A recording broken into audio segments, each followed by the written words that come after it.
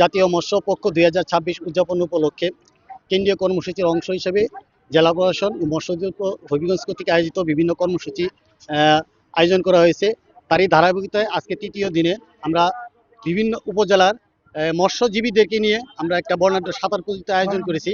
আমাদের বিভিন্ন উপজেলা থেকে 20 জন সাঁতারও এসেছেন। এই সাঁতার অত্যন্ত চমৎকার একটা সাঁতার আমরা উপভোগ করেছি।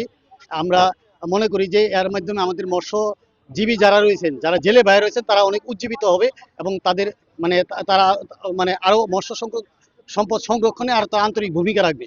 আমরা মাছের পুনঃঅবমুক্ত করেছি।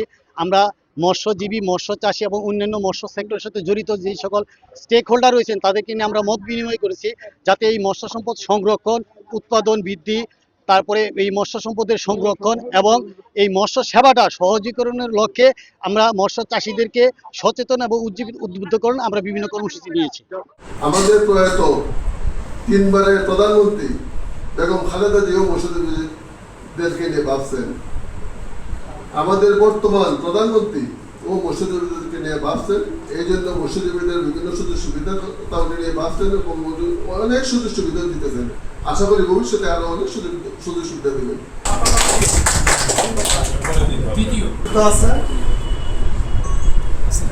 দ্বিতীয় 3 জন দিব, সমস্যা নেই।